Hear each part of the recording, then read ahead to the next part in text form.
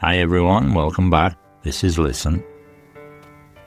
This is a C1 level audio. As usual, I explain all of the key vocabulary, the phrasal verbs and the idioms as we go. Today we're talking about Napoleon Bonaparte. History is rarely shaped by calm, cautious people. More often, it is driven by those who are restless, ambitious, and unwilling to stay in their place. And few figures illustrate this better than Napoleon Bonaparte. He was a man who rose from the margins of society. He seized power in a moment of chaos, and he reshaped Europe before being brought crashing back down to earth, before being forced to face reality after extreme success, crashing back down to earth. So this isn't the story of a general, or not just the story of a general or an emperor. It's a story about how far ambition can take a person and what it can cost. Napoleon was an outsider with something to prove. He was born in 1769 on the island of Corsica, a territory that had only recently come under French control. Come under French control means being taken over. And from the very start, Napoleon existed between worlds. He was Corsican by culture, French by nationality, and fully accepted by neither. He grew up with a sense that he was on the outside looking in, excluded from the center of power, on the outside looking in. Although his family belonged to the minor nobility, they had little money. There was no cushion to fall back on. This means no financial security, no cushion to fall back on. When Napoleon was sent to military school in mainland France, he struggled to blend in. He struggled to appear similar to others, to blend in. His accent marked him as different, and he had a reserved, intense personality, which made him an easy target for ridicule. Instead of trying to please others, Napoleon withdrew into his studies. He isolated himself to focus. He withdrew into his studies. He immersed himself in history, mathematics, and military theory, slowly sharpening his mind, improving his intellectual skills, sharpening his mind. Even then, he seemed convinced that greatness is not given, it is taken. We have a saying about that. We say fortune favors the bold, which means those who take risks are more likely to succeed. Fortune favors the bold. The French Revolution tore apart the old political order. Monarchs were overthrown, institutions collapsed, and long-held certainties crumbled overnight. They disappeared suddenly. They crumbled overnight. For many, this was terrifying. For Napoleon, it was an opening. As France was dragged into war with its neighbors, Napoleon quickly set himself apart. He distinguished himself from others. He set himself apart. During the siege of Toulon, where others hesitated, he rose to the occasion. He acted decisively under pressure. He rose to the occasion.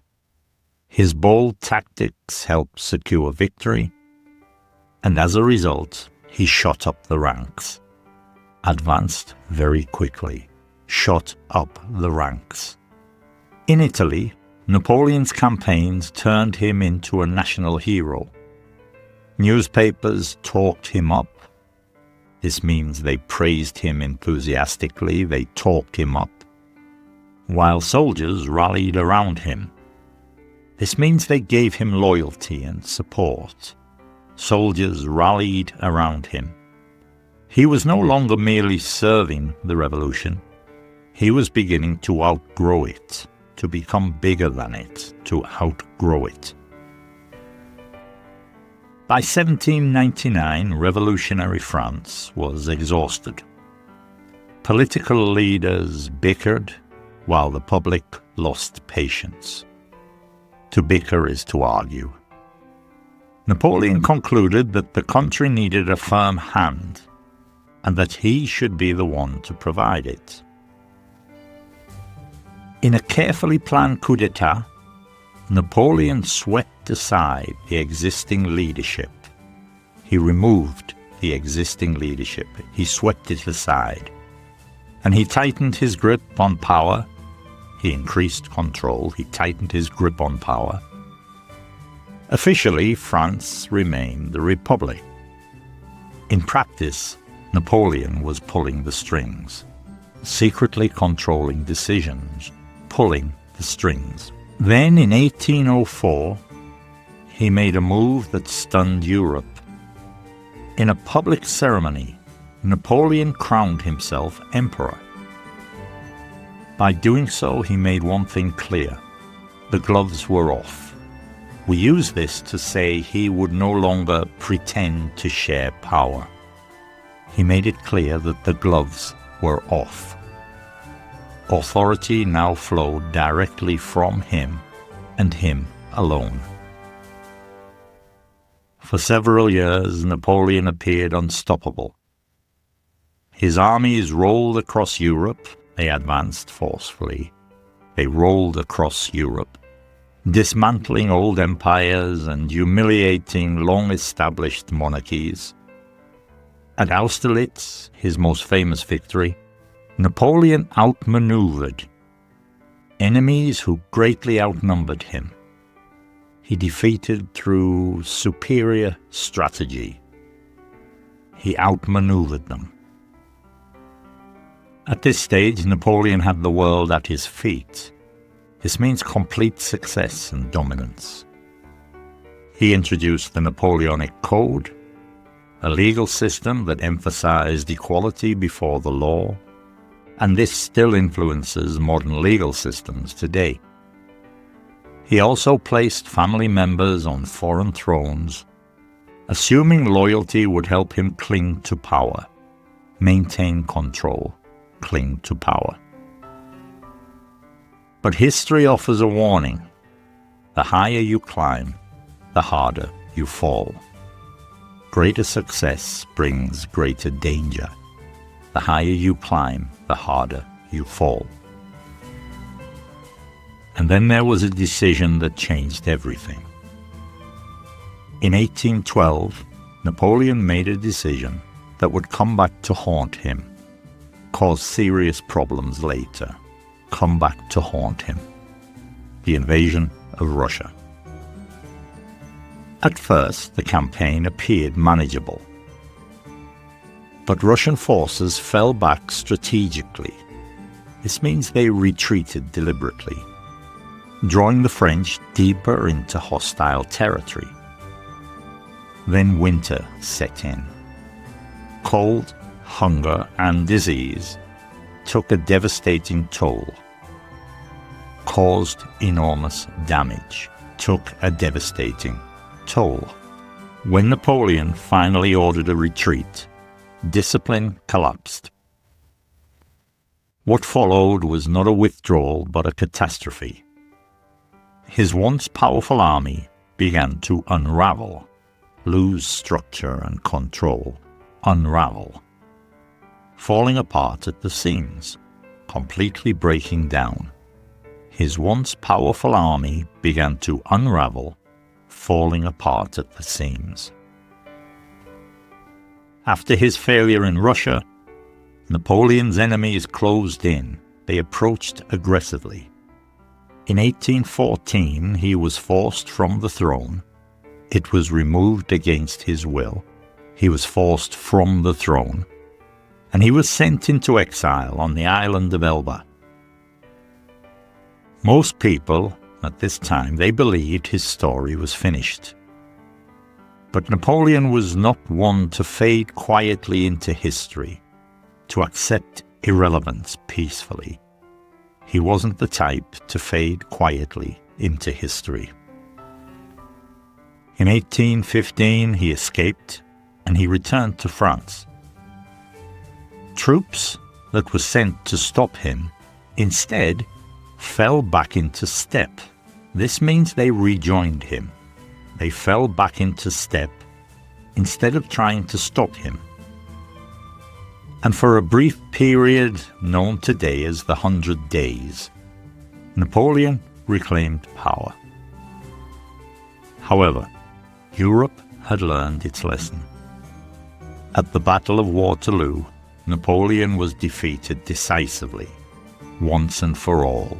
This means permanently, once and for all. So his legacy, genius, or was it a warning? Napoleon spent his final years on the remote island of St. Helena, reflecting on a life that had swung between triumph and disaster. He died in 1821, far from the continent he once dominated. And today historians still argue over, they still debate, they argue over his legacy. Some historians see a visionary who dragged Europe into the modern age. Forced rapid modernization dragged Europe into the modern age. Others see a man whose ambitions spiraled out of control, grew dangerously excessive. Maybe the truth is somewhere in between. Napoleon's life reminds us that power is intoxicating, and that once someone tastes absolute control, letting go becomes almost impossible. I'll give you the advanced phrasal verbs from this episode. Come under control. This means to be taken over. Fall back on is to rely on for support. To blend in, this is to appear similar. To withdraw into, this is to isolate oneself.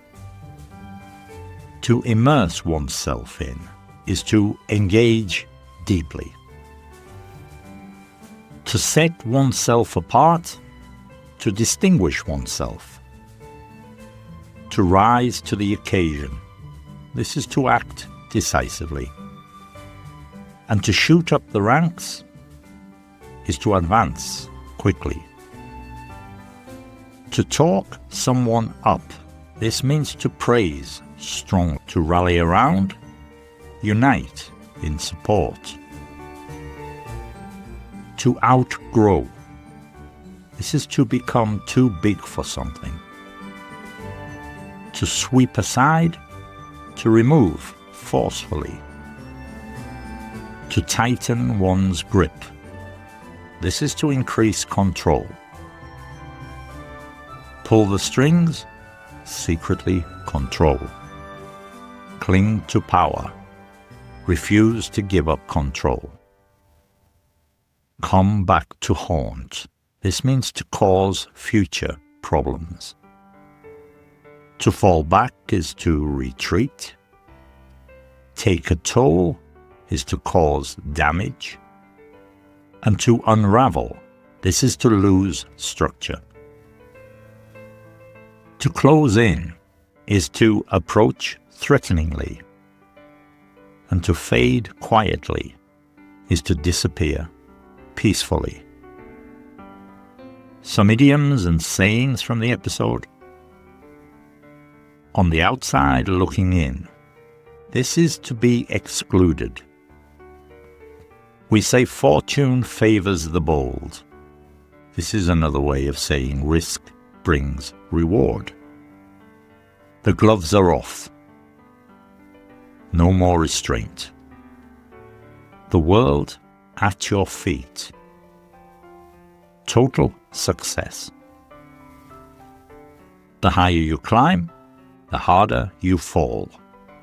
Success increases risk. When we say once and for all, we are saying permanently.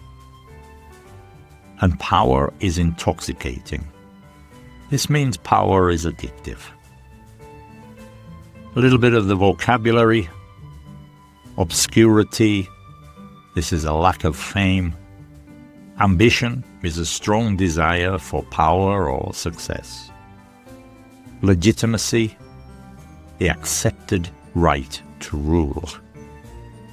Maneuver, this is a strategic movement. Exile, forced removal. And legacy, that's how someone is remembered. And that's everything for today. Thank you for listening. Don't forget to share and subscribe. Until next time, bye-bye for now.